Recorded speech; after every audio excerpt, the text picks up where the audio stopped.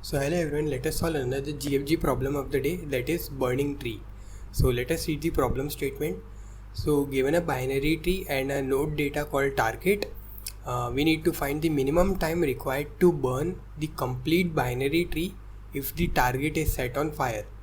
Now it is known that in 1 second all the nodes connected to a given node get burned.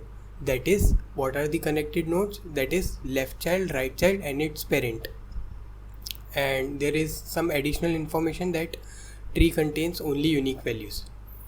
So we need to find the burning tree of the entire binary tree. So let us see this first example and try to understand the question, and then we'll try to find some solution out of it.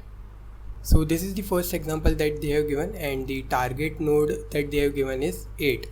So we need to start from node number 8 and we need to burn the entire binary tree, and we need to calculate the minimum time required to do so. So initially time will be 0 when we are starting from the node number 8, and we need to then further calculate the total time or minimum amount of time. Now they have said that in 1 unit of time, what we can do, we can burn our left child, we can burn our right child and we can burn our parent. So with respect to this operation only, we need to calculate the final amount of time. So let us first understand this question, how this question how the solution will be formed. So for that, let us dry run on this example test case and find the answer for that. So initially we'll be at node number 8 and it is already burned. So what we can do, we can keep track of our timer counter.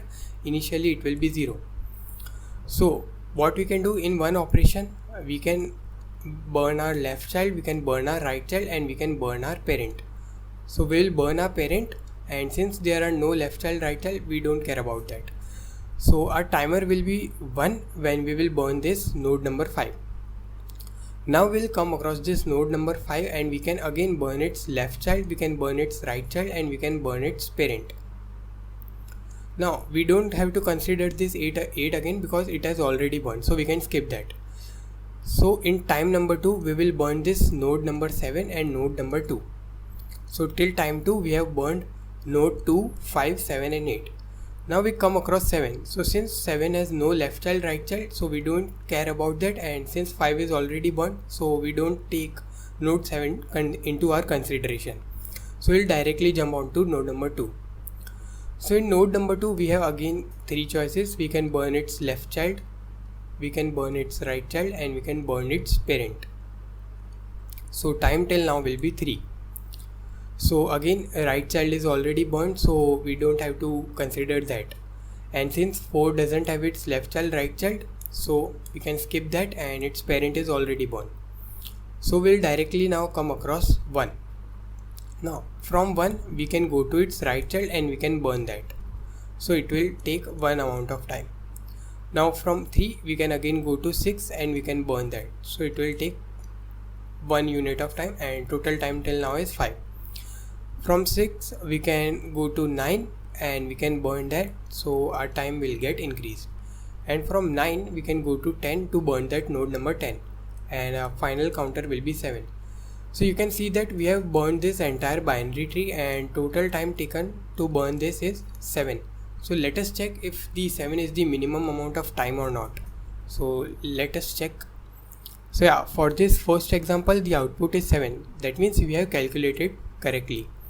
Now we need to think how we can write an efficient algorithm to find this minimum amount of time.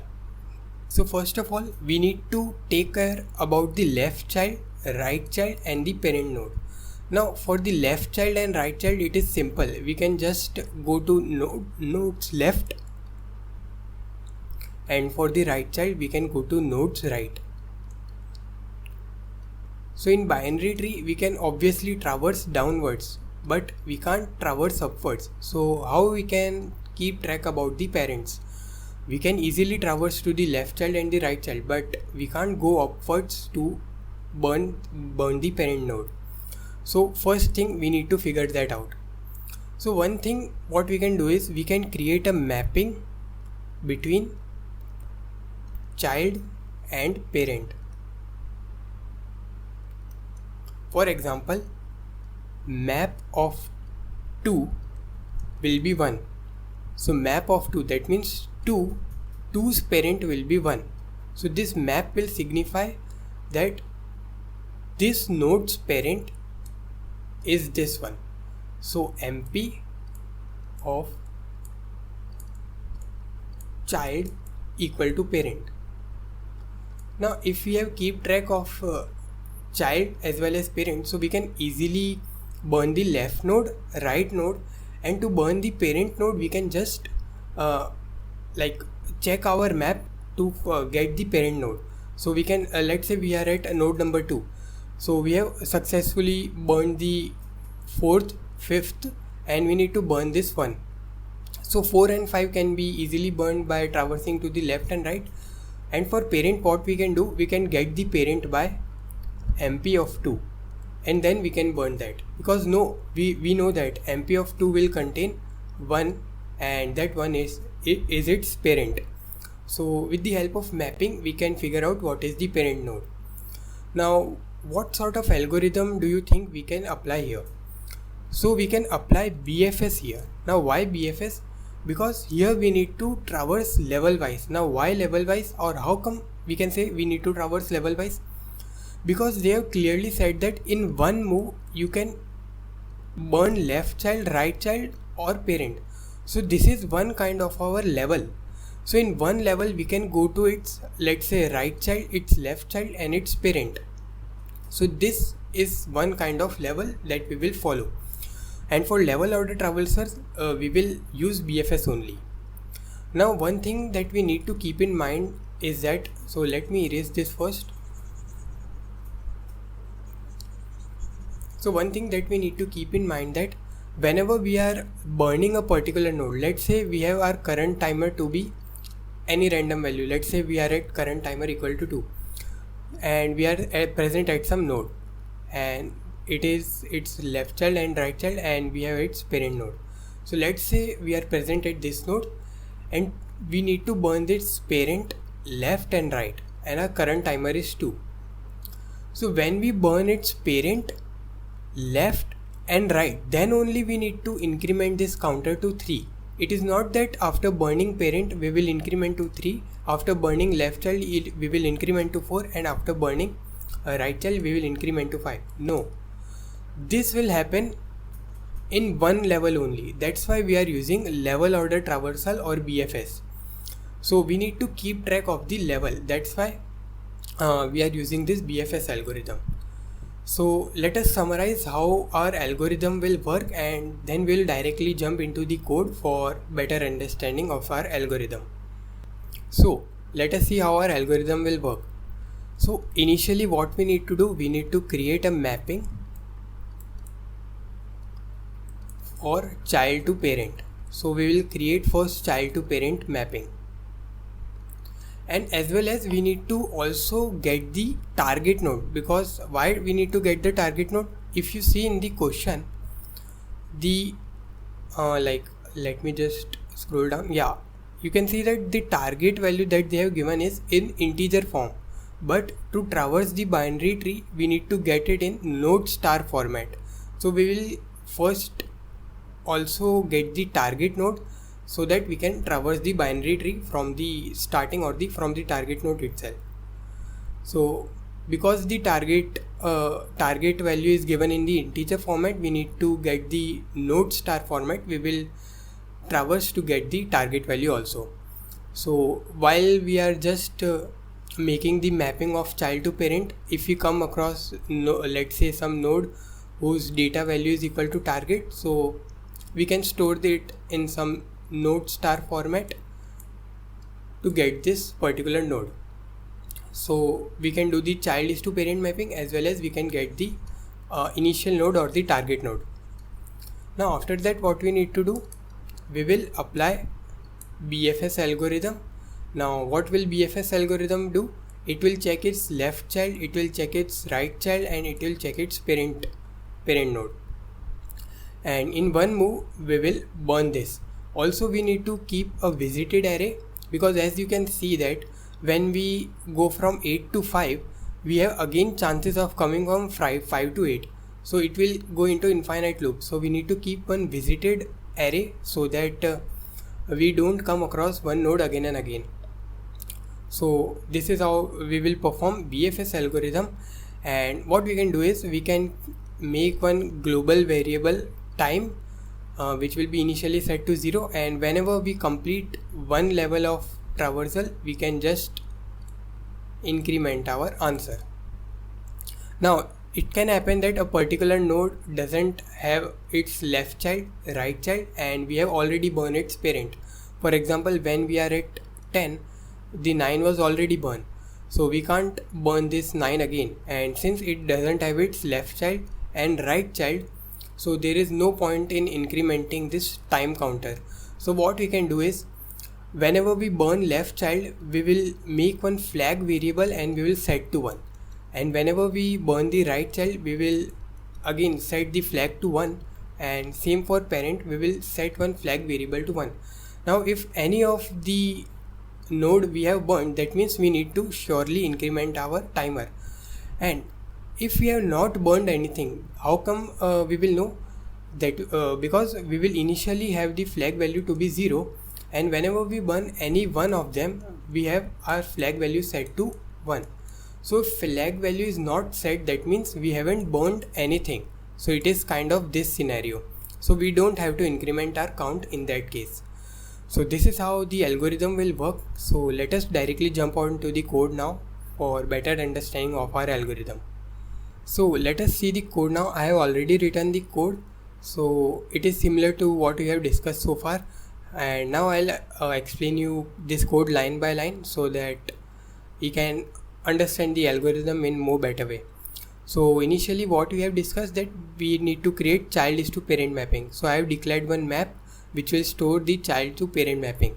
And how we can get the child to parent mapping? We can just apply simple BFS traversal to the entire binary tree to get the each node's parent node. So we can do that. So here I have written one BFS code which will give me the child to parent mapping. So let us see how we can get the child to parent mapping in this BFS code. Also along with that, we as we have discussed that this integer value is given in the target the target value is given in the integer format, but we need to get it in the node star format. So along with the traversal, anyway if we find the node data value to be equal to target, we can just get that particular node and we can return that. So this will not only give the child to parent mapping, but it will also give one node which will be the starting point for our traversal, and which is nothing but this target value. So let us see this BFS code now. So initially we'll be just starting from the root node and we'll push that into our queue, and we have also declared a node start value that will store the node of this target value. Initially, like I have said, that we have pushed the root node, so we need to do the BFS traversal until our queue becomes empty. So what we will do, if we are present at some node, we will first check if the node's data value is target, then we can set our start to be node the given node itself. Now we can't come across same target value because they have already said that all the tree contains unique values, so we will get this condition only once. So whenever we come across the data value to be target, we can just store this node into our start value. Otherwise what we need to do, we need to do the child to parent mapping. So if nodes left exist, what we can do, nodes left, that means the child node is equal to parent. So node is the parent and nodes left is the left child. So we need to create child to parent mapping. So what will be child? Child will be nodes left. So left child will be nodes left, and what will be its parent? Obviously the node itself. So in place of parent we will put node, and then we can push nodes left into our queue to traverse it further. Similarly we had done for the right child. In the end we'll just return the start value, which is the target value itself. So this is how we'll get the child to parent mapping, and we have one more the main task to do is to get the minimum amount of time to burn the entire binary tree. So for that I have written this get time function which will give us the minimum time. Also, I have declared one global variable which will keep on calculating the time, or keep track of the current time. So in the end, after burning the entire binary tree, we will return that time whatever we get after the this get time function. So we'll return that minimum time. So let us see what is there in the get time function. Also, we are starting with the target node, and target node is nothing but the start value. So we need to start traversing our BFS from the start value. Also, we will keep child to parent mapping with us. So we are also keeping map with us. So let us see this get time function, how we are calculating the minimum amount of time. So initially we'll push the start node in our queue, and we will also have one visited map. We can use map vector. We can't use vector because vector will have integer value, so we can create again a map, visited map, which will tell if we have visited a node already or not. Initially visited of start will be 1 because we have already burned that particular node. Now we will perform BFS. So what we will do, we will first take the size of the current queue. Now why size of the current queue? Because we have said that in one particular traversal or in one particular unit of time, we can burn its left child, we can burn its right, and we can burn its parent node. So in one move we will get the left, right, and parent. So that's why we can't just increment our answer. We need to first traverse in this size only to burn the left, right, and parent node.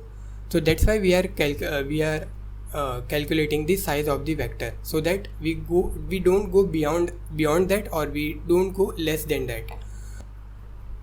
Also, we have created this flag variable which will tell us if we have burned any node or not. We have already discussed why we are keeping track of this flag. Now we will traverse it level wise. So this size is nothing but the level in which we are currently traversing. So if we have the left child and if it is not visited, mark a flag to be 1, visited also, and push that into our queue. Similarly, if we have a right child which is not visited, mark a flag to be 1, also mark that right child to be visited and push that right child into our queue. Similarly for the parent node. And in the end, if any of these left, right, or parent is burned, then we need to increment our timer, and this will keep on happening until our queue becomes empty. And after this get time function, we will get the minimum amount of time and we will return that. So let us see if this code works fine or not.